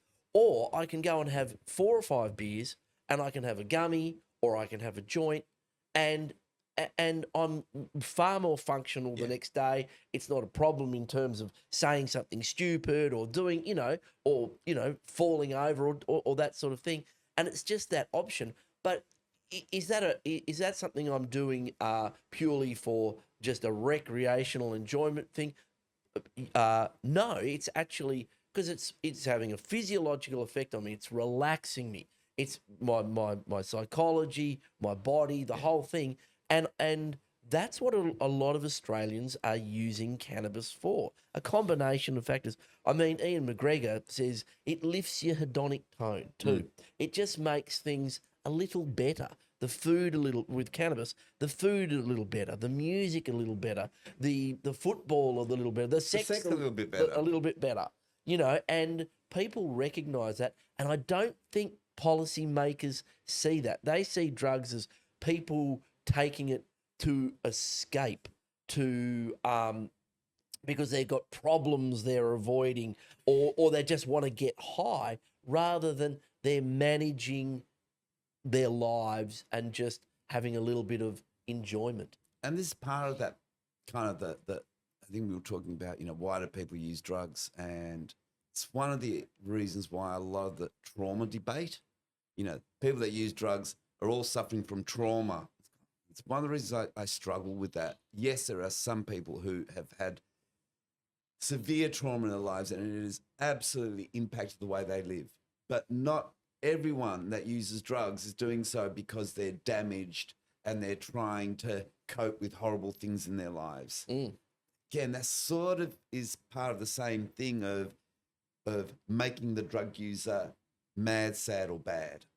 That was the language you used to, that was sort of, if you're a drug user, it's either because you're mad, sad, or bad. Yeah. One of those three. Again, it's all about demonizing, isn't it? So that's how stigmatizing is that. We do need to move away. And that's part of what, again, that's prohibition. That's the name of the game. This is not an accident.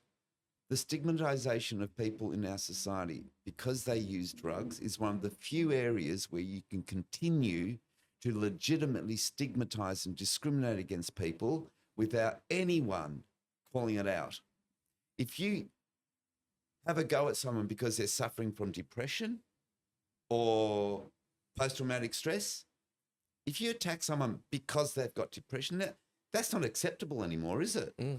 Like, if you kind of had a go at someone, well, you're, or because of physical issues, health issues, or any of those things we we're talking about before, that's not really acceptable in society. One of the few areas where you can legitimately discriminate against people in society, where actually it's part of the mainstream, is with drug use. It's a really, really good point. It really is. And it's entrenched in our laws, like with workplace drug testing. We've got workplace drug testing that hasn't caught up with the fact that, or roadside drug testing. That there's actually not a court, like there's no data showing that since medicinal cannabis patients have exploded, the numbers have exploded in Australia, there's been this massive rise in road trauma associated with cannabis use. Hasn't happened. Yet they've rolled out this massed RDT in particular areas targeting cannabis patients. And so again, it's just this public policy that's stigmatizing, it's discriminatory, and it's to very limited, in actual fact, a negative, no public a policy benefit. And you see it again and again. Workplace drug testing. Yeah. You just run up against people who say, like, especially in the resources sector, and say, look, I can go, after like FIFO, I can leave my shift, I can go and take methamphetamines, cocaine, ketamine, other drugs that your body can metabolize. Prescribed medications. Oxycontins and Valium. That can have this incredibly impairing effect, can be very addictive, and can have some real impacts on your life. But because it's out of my system, I'm relying on those, because if I smoke a joint, it's going to be in my system for potentially days or weeks, and I'll lose my job. And it's just... it's also been disappointing, from a healthcare perspective, just seeing the way that senior medical groups have really failed the community in this area. The science, the evidence is really clear. There's enough research that cannabis is no more detrimental on a person's ability to drive than many other medications we routinely prescribe in medicine. Exactly. Antidepressants, benzodiazepines, opiates. There's some hypertension medications. There are so many medications which we know cause more impairment on driving than cannabis, and yet senior medical groups have not stood up to challenge the government on just the lack of evidence in the existing laws, and I think that their own patients are being harmed by these policies. And because with those drugs you've listed, how people manage that is they listen to their doctors. Yep. Their doctors say, look, you're a novel user of this drug, you've got comorbidities, your physical characteristics mean that you should you should not drive for 2 weeks, and then once you need to drive, okay, have the medication, have the drug, but don't drive for 4 hours, 6 hours, 8 hours. Have it at night and don't drive till the morning. Normal practice in medicine. Now, when I prescribe to my patients medicinal cannabis, if there's THC in what I'm prescribing them, I'm legally not allowed to tell them about high risk and low risk driving. I'm not allowed to say to them things such as when you first start off, which is what I'd be doing if I was prescribing a benzodiazepine, an opiate medication, an antipsychotic medication. What would I be having the discussion with my patients? I'd be saying, look, this can impair your driving. If it's going to impair your driving, it's most likely when you first start off and until you get used to the medicine, or if you're changing your dose, if you're doubling your dose or something, or if you're mixing it with other drugs or alcohol. So under those circumstances, this is what you should be doing about your driving. I'm legally not allowed to have that conversation with a patient I'm prescribing medicinal cannabis to. The only thing I'm legally allowed to say to that patient is you are not allowed to drive. Yeah, there's an absolute liability. Two-thirds of those patients are going to go and drive. Yeah. We know that because we've surveyed people. 2/3 will drive. Not necessarily every day, but, something came up, I wasn't planning on driving, but I got to because someone's got to pick up the kids. Otherwise, they're stuck at, netball and someone's got to pick them up. So I'm not allowed to have that conversation. Now, how is that good healthcare? Is that good policy? Are those good laws? It's not, and it's just illogical because most people don't want to kill themselves in a car accident. They don't want to crash the car because they've had their medication and kill themselves or hurt their kids or hurt anyone else. People are responsible. They want to live. They want to be productive. They're not saying, oh, I'll just neck this and get on the road and do whatever because, and if they were, it would be turning up in our road crash statistics. And the numbers that we see now, even though that we've gone from 0 to hundreds of thousands of medicinal cannabis patients and people, let's be honest, who are still using black market cannabis and driving, is it's about 1% of fatal road accidents are cannabis only. And in that, you can skinny that down even further because you've got other factors there, such as speed, road condition, other factors, texting, that's right, or they weren't at fault. Yeah. And so it's a tiny number and we should manage it more properly. But it's just... it's a good example of what we were talking about before, where here's an instance where the law is an ass or an ass. The law's stupid. It's a stupid law. Pretty much everyone knows it's a stupid law. It's not based in science. It's not really good for anything. It's actually costing us a lot of money to implement these stupid laws, which just harm people in their lives. Yet, there's been several inquiries in New South Wales. There was a Senate inquiry. There are investigations, and yet the status quo is maintained. So it'll be interesting to see. Victoria have recently made changes. Tasmania have got a better policy. We know what we need to do.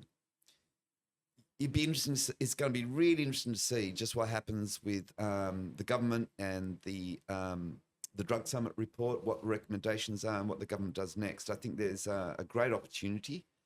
But it's also what's happening is we are learning a lot from the experience of prescribed cannabis, of medicinal cannabis. It's actually taught us a lot, and I think it should give a lot of comfort to politicians and to society that we can do this. We can come up with a better system for regulating cannabis and making it available than what we've had historically, and that the sky's not going to fall in. So are we seeing huge increases in the number of psychotic patients turning up to ED, because of medicinal cannabis? The answer is absolutely not.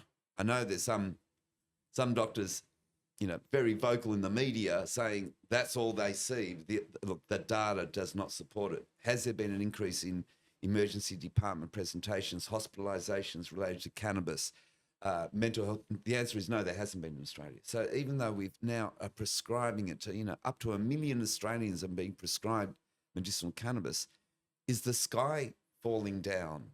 Are there all these intoxicated cannabis drivers causing accidents, psychotic patients?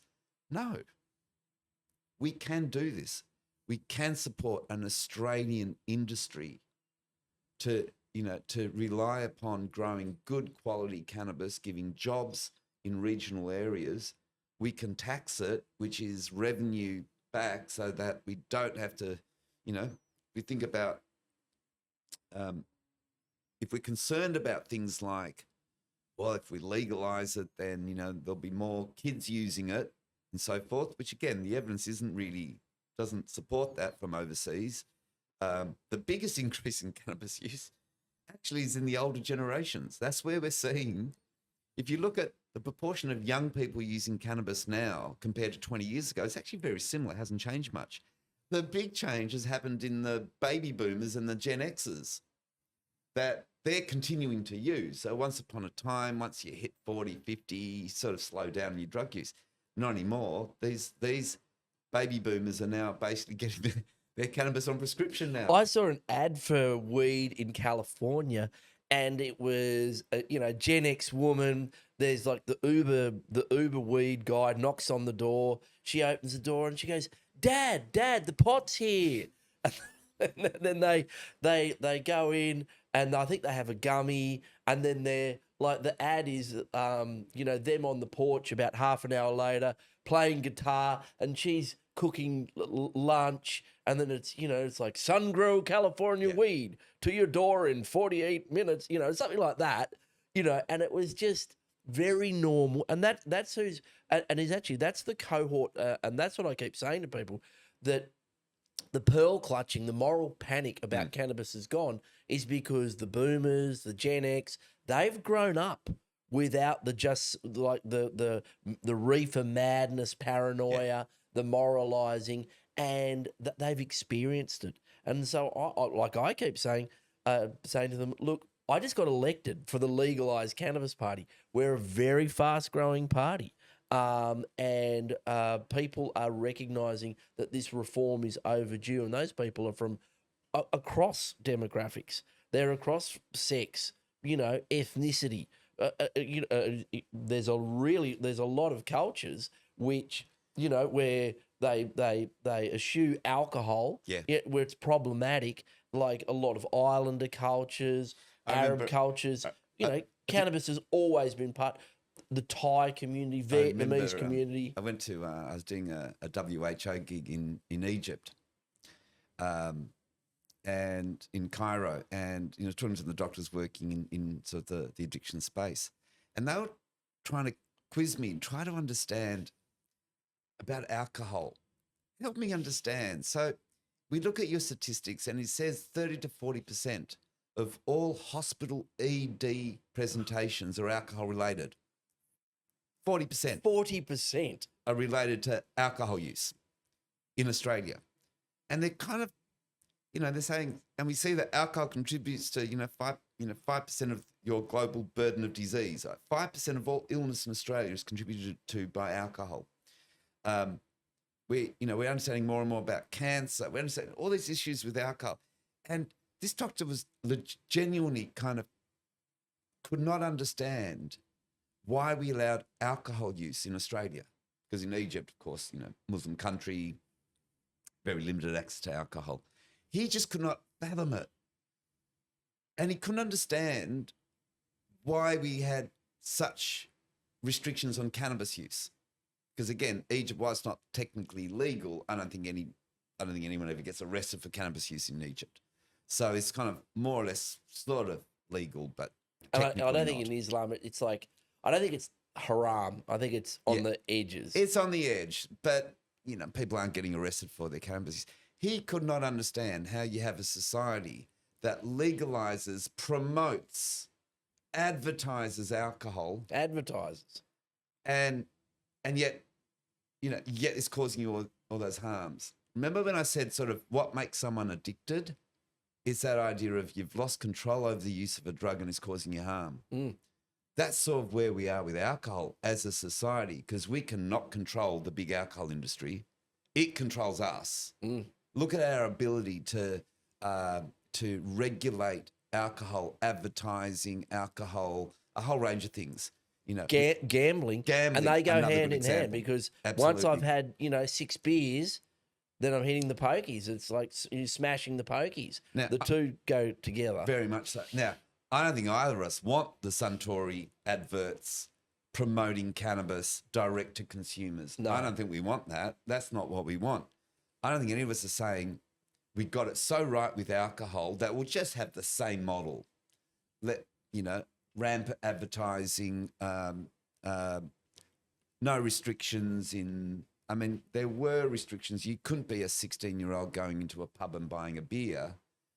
But now you can just do, Jimmy Brings, and all of a sudden they're dropping it off, and, we've lost control over the way we alcohol, do alcohol and gambling, and that is about industries taken over. It is a good point. An interesting point with alcohol is an Arabic word. My son's actually a Muslim and speaks Arabic, and he was saying, and he doesn't drink. And so, he's often telling me, Dad, you don't drink. Convert to Islam. Thanks, son. Yeah, say thanks, mate. Your life's a lot better. But alcohol is an Arabic word meaning the shroud of the mind. Alcohol. And so I think that's an interesting side note. But I do think that there's an opportunity for us to take this to people like the hotel industry and the tourism industry and say, if you're going to put if you want to capture a new market and one that's probably going to create an industry that's less harmful than alcohol, in terms of violence. I mean, in our party, we've got a saying which is, four people on the rum and coke start a riot, four people on the weed start a band. And if you wanted to have an addendum to your tourism hotel experience, that would be a place where people could go and consume cannabis. They can go, they can have a gummy, they can have cannabis-infused foods, lift your hedonic tone. Yeah. You have like a gigantic, pho or It'd something. be interesting to see how the alcohol industry would respond to that. Do they see that as an opportunity? Let's get on board. Or would they see that as a competitor risk? Because this is one of the things that we've seen in North America. Yeah, they say it's cannabis both. use goes up, Yeah. alcohol use goes down. Yes, but the alcohol industry is buying into the cannabis industry. That's what we're seeing. Big players, and like the cannabis industry in the States now is so big. It's on a par like the legal cannabis industry, relaxation or recreational cannabis. It's on a par with craft beer. It's going to be adult use cannabis. It's going to be on a par with the wine industry within a decade. $60 billion a year in turnover in the States. And that's gigantic. Despite that cannabis is still illegal at the federal level. At the federal level. And 20 states it's still illegal, illegal in Texas and Florida, big states. And there's all these restrictions on banking. Banking, exactly. So if that's already happening whilst there's all those restrictions in place, that makes it really hard for a company to get involved in cannabis. People may or may not know, you're not allowed to use credit cards. There's a whole range of these weird things that apply to the difference between federal and state law in America. So here, there's a good examples that, you can have your cannabis in one jurisdiction. There's a place in America where I think there's 4 or 5 states that all, intersect at the same point. And some of them it's legal and some of them it's not legal. So basically one joint, you can travel 5 states, break the law in 3 of them and be legal in 2 of them, with one joint. With one joint. And go to, perfectly free here, go to jail for 30 years over here. Yeah. Crazy. But I do think there's an opportunity that we need to make to policymakers is the economic one, which we're talking about. And expanding the experiences we can have as responsible adults. We can go out there. Our drug of choice might not be alcohol or MDMA or ketamine. It might be cannabis, and there's this opportunity for industry, and I think especially the tourism. A lot of people coming here from the States would go, can I smoke a joint here? No. Can I go to somewhere like a social club or an area of a hotel where, it's cannabis only, you can sit down, enjoy your cannabis, enjoy the band. I think that's where we need to go in terms of that liberalisation and explaining to politicians that it's very, very, very popular. It's becoming more popular and the resistance is disappearing, as we say, because it's across generations, it's across ethnicities, and it's across demography and regions. And we should probably point out that just because, we might look at legalizing, and for me, legalizing is far more important than decriminalization. All decriminalization means is we're not going to put a criminal offense on you, but we're still going to look down upon you. Yeah. We're still going to say, nah, you're doing wrong. You're going to have to go and get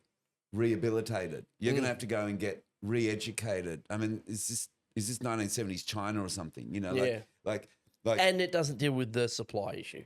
It doesn't deal with supply. It's the key. So we're going to legalize. Well, eventually it will happen because prohibition. You know, I know we think that prohibition has been there forever. It's quite the opposite. Prohibition is a minuscule little kind of 3 seconds of history. For most of human society, drug use has been legal and controlled in other ways. The controls are social. There's a whole range of controls that societies and individuals have about how they use their drugs. You know, it's fine to come home at the end of the day and have a beer. It's not fine to have a beer, you know, the moment you get to work or 5 minutes before work. That would be considered, that's not appropriate, buddy. What are you doing? You know, someone pulling you aside and saying, that's not what you do here. I remember when I was young man in Greece and ended up getting really intoxicated with a bunch of other young men. You know, my cousin pulled me aside. He's going, we don't know, what are you doing? You don't get drunk like that. You know, you only get drunk like that at a wedding or a funeral. You know, other than that, that's not the way you drink.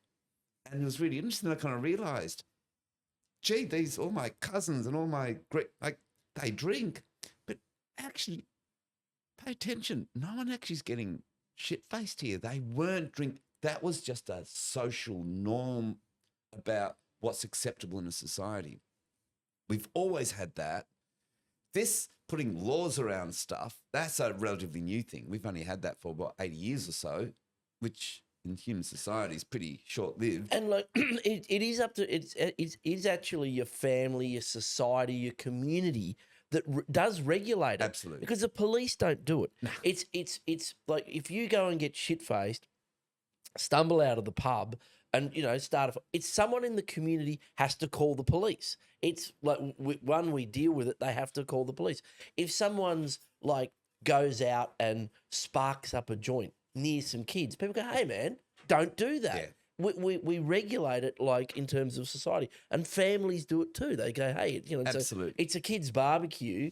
You know, don't drink 15 beers. Yeah, you know, that's how drugs and alcohol have always been regulated and managed in our society. Yeah. Responsible adult use, guided by the knowledge we have about what they do to us. And we have to point out, one day cannabis will be legalized. That's just an inevitable march of history. And we have to point out that it doesn't mean that everyone's going to be forced to have to use cannabis. Yeah. So it's a little bit like that gay marriage thing. You know, you can still vote for gay marriage. Yeah. It doesn't mean you actually have to go marry a gay person. You know, like it's about respecting the autonomous choices of other people. And we know we can legalize cannabis without causing huge harm to society. So this does get back to that issue of respecting people's choices. You know, it is about, you know, we can position it as an equity debate. It's not usually done that way. That's not normally how we talk about drug use, that idea of respecting someone's choice, that if you choose to use a particular drug and you're not harming other people, you're not stuffing up your performance at work or your social obligations, then you should be allowed to do that. It's sort of like a libertarian equality kind of argument. It's an argument that's getting a lot of traction. And that's why you're seeing it tip over into it's across that left-right paradigm, because there's a lot of liberals, classic liberals, that go, well, hold on, this is fundamental to what we believe in: personal autonomy, liberty, freedom, and so that's why it's getting a lot of traction. And you see places like, I think Florida had the referendum that was on the ballot the last election, narrowly missed out, but it was they had to get 60%. Right. But even in conservative Florida for legalization, I think they got to 58%. They just missed it. But an overwhelming majority of people were saying, hey, it's up to me as a responsible adult to use it because prohibition's broken. Look, Nick, absolutely fantastic to speak to you. It's been like marvelous, real insights. You've been a pioneer and an inspiration in alcohol and drug law reform research and how we treat and discuss this issue. More strength to your arm, brother. Hopefully we can get there with the legalization. I really appreciate you taking the time to come on into the weeds, and we'll have to get you on again soon so we can talk about football and food and Greek weddings. We didn't get onto football, did we? No. Next time. But look, thanks, Jer. Look, I think it's a really exciting time in politics in Australia. I think we're on the verge of a lot of people looking at alternatives to the main parties. I think that's going to be, in my mind, I think that's one of the ways that we'll get more social change happening in Australia. It's kind of basically challenging the status quo of risk-free politics. And I think also the legalised cannabis party, is also an opportunity for people to sort of register a protest vote against the mainstream parties, but rather than doing it for an extreme right-wing group, is a protest vote for the forces of positive change. I couldn't have put it better myself, mate. Thank you so much, mate, for coming on Into the Weeds. Pleasure.